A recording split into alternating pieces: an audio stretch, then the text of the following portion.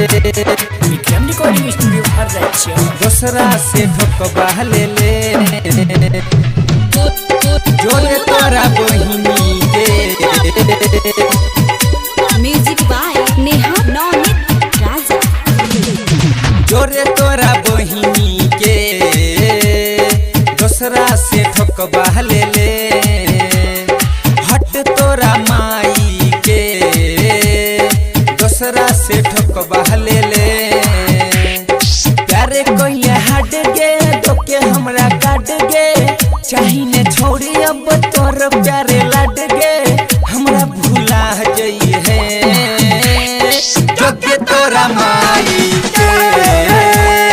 दूसरा से ठोकबा ले हट तोरा बहिनी के दूसरा से ठोकबा ले गोलू बाबू जोरे तोरा बहिनी के विक्रम रिकॉर्डिंग स्टूडियो हर राज्य दूसरा से ठोकबा ले म्यूजिक बाय नेहा नौनित राजा बचपन के तू छोड़ देला साथ कर देला तू जिंदगी के नाश दूसरा नाम के तू के मेहदी रचैला के गोरिया बचपन के तू छोड़ देला साथ कर देला के जिंदगी तू नाश दूसरा नाम के गोरी मेहदी रचैला क्यों अपना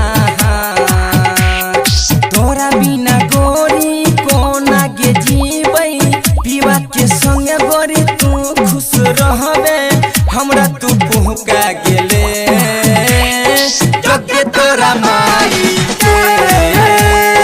दूसरा से ठोकबा ले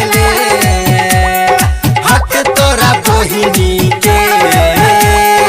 दूसरा से ठोकबा ले गोलू बाबू जोरे तोरा बहिनी के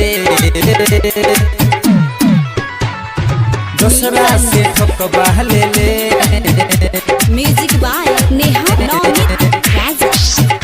बाजार के करे जे गोरी बना के तू चल गेली पियवा के संग तू जाके बना खुश रहबे गोरी बाजार के करे जे गोरी बना के तू चल गेली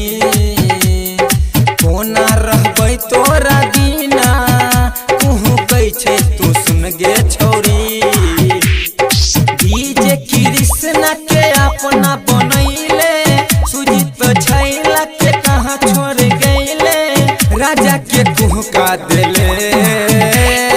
जगे तोरा माँ